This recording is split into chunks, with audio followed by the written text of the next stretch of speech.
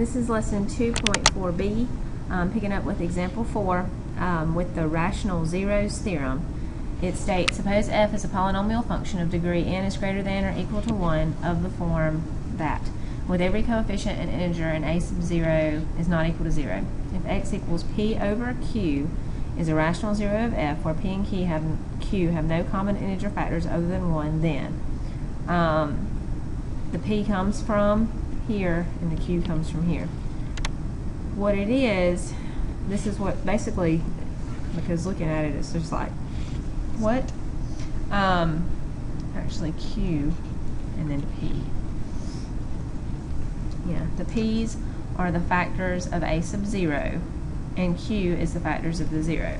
So p is going to come from the 1. So you're going to factor 1. The only factor of 1 is 1 times 1. Q is going to come from the front. So again, it's 1. So my only factors, my possible rational zeros, are plus or minus p over q. So it would be plus or minus 1, and that's it, because 1 over 1 is 1. And then you test them one by one. And this one we would have 4 to test, and we test it using synthetic division. And these problems can get really long. So I'm going to test 1 with 1, negative 3, 0, and 1. 1, 1, negative 2, negative 2, negative 2, negative 2, negative 1. So it works if you get a 0. I did not get a 0. So now I'm going to test negative 1. Make my pen smaller. 1, negative 3, 0, 1.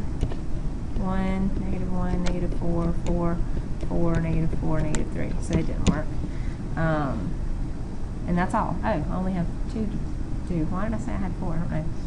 So this one has no rational zeros. Now if we graph this, x cubed minus 3x squared plus 1, x cubed minus 3x squared plus 1. I see that I have 3 real zeros. I have 3 places where it crosses the x-axis, here, here, and here. Those must all be irrational zeros because it has no rational zeros. And we don't have to find them. If it asked me to find all the real zeros, I would then go into my calculator and find the zeros. On this one, the p is all the factors of 2, and q is all the factors of 3. So the factors of 2 are 2 and 1. The factors of 3 are 3 and 1. And it's plus or minus p over q. So it's, let's see, let's start with 2. Plus or minus 2 over 3, plus or minus 2 over 1, plus or minus 1 over 3, plus or minus 1 over 1. I have to put all the p's over all the q's, and then I test them. It is always easiest to start with 1, and you have to test. You have 1, 2, 3, 4, 5, 6, 7, 8 choices here. When you have that many, this problem could take you an entire page. I am kind enough on the test, as far as the rational root theorem is concerned, all you have to be responsible for is listing the possible zeros. I'm not going to make you test them all. The problems where we have to do that, I'm going to say, if 1 is a 0, then find the other ones, or like that. I'm going to get you started, because I could give you a test and it'd take you 4 hours to finish it. So I always start with 1 because most often that's the answer that works, and on the AP test it's always either 1 or negative 1 if you have to use synthetic division. Why am I writing that out? I don't know. I apologize if you just wrote that. 3, 4, negative 5, negative 2. 3 times 1 is 3. 7 times 1 is 7. 2, 2, 0. Yay! So 1 is a factor. So x minus 1 is one of my factors because 1 is an answer. So then I take what's left. It'd be 3x squared plus 7x plus 2. It's a quadratic. I can solve a quadratic, so now I'm going to factor it. 7, 6, 6 and 1, 3x squared plus 6x plus 1x plus 2. 3x, x plus 2, plus 1, x plus 2, x plus 2, 3x plus 1. So my rationals, my factors, to factor it, I've got x minus 1 times x plus 2 times 3x plus 1 equals 0. So my answers are 1, negative 2, and negative 1/3. There's my answer. Okay.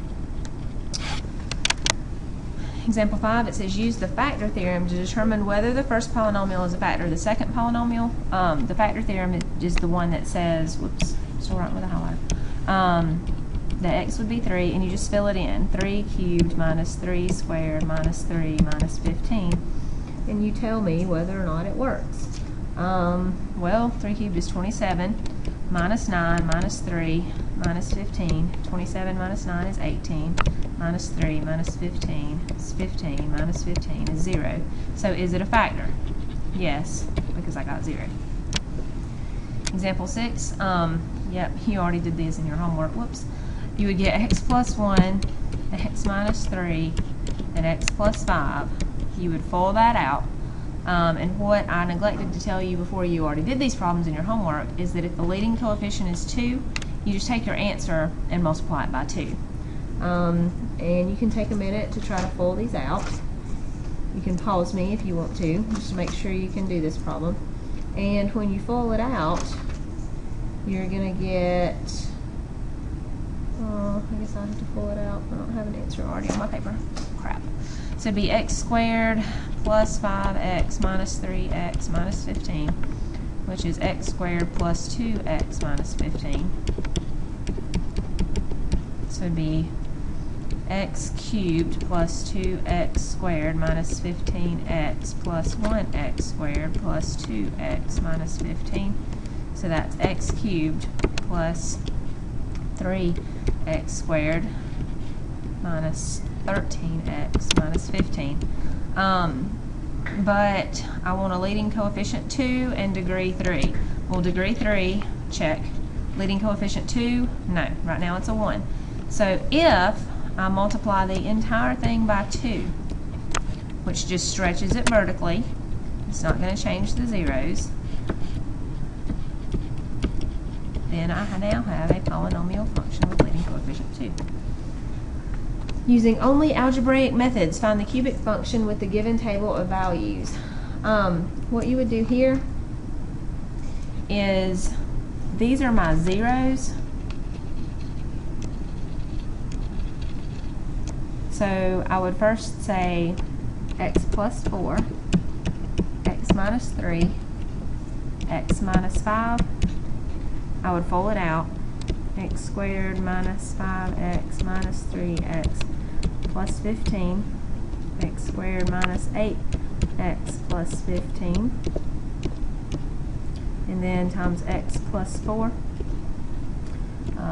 x cubed minus 8x squared plus 15x plus 4x squared minus 32x plus 60, that's 8x cubed minus 4x squared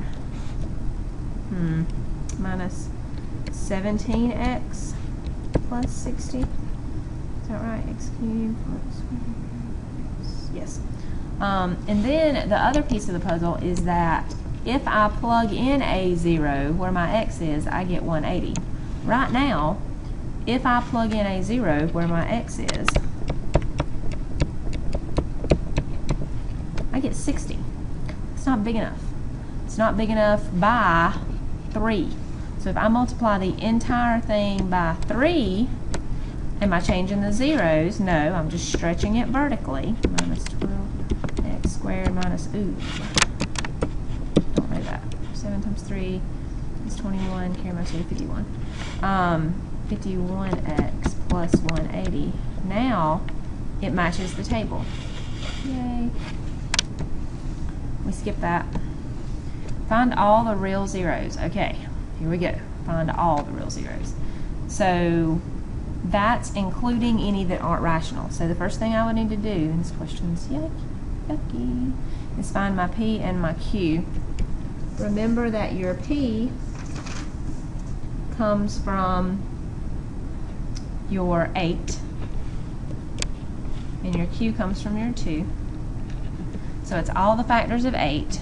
That's 1, 2, 4, and 8. All the whole numbers that will multiply to give you 8, and then 1 and 2.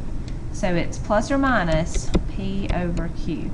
So it's plus or minus 1 over 1, plus or minus 1 over 2, plus or minus 2 over 1, plus or minus 2 over 2, plus or minus 4 over 1, plus or minus 4 over 2, plus or minus 8 over 1, plus or minus 8 over 2. Now some of these are repeated. This one, that one are the same. So I could condense this list. It's be plus or minus 1, comma. Then I have 2 over 1, 4 over 2 are the same. So plus or minus 2. And then also plus or minus 4 over 1 and plus or minus 8 over 2 are the same. So that's plus or minus 4. And then plus or minus 1/2, plus or minus 8. I'm going to give you a hint, and I wouldn't give you this question without giving you a hint. We're going to start with 4. 4 works. And if you didn't have a clue, you would just start with 1 and work your way up to 4, and it would take you 1, 2, 3, 4, 5 times to get there if you just started with 1. So I'm going to tell you that 4 works. Usually I will give you the first one, or I'll give you the first and second one in this case. I'm going to tell you that 4 works. It says given 4 is a 0. So I would drop it down. 2 times 4 is 8. 1 times 4 is 4. Negative 4 times negative 4 is 16. Negative. Negative 2 times 4 is negative 8, and 0.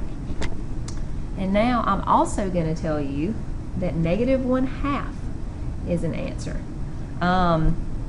If I didn't know that, I would have to check them all. I would have to do synthetic division 2, 4, 6, 8, 10 times before I could arrive at the proper answer. With the use of calculators, we don't need to do that anymore. I'm going to tell you that 1/2 is, or negative 1/2 is also an answer.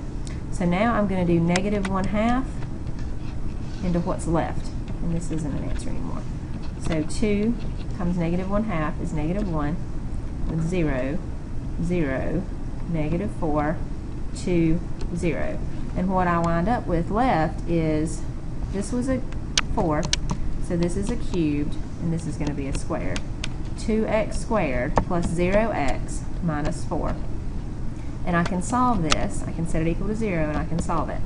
Add 4, 2x squared equals 4, divide by 2, divide by 2. Why did I set that equal to 0? Because I'm trying to find the zeros.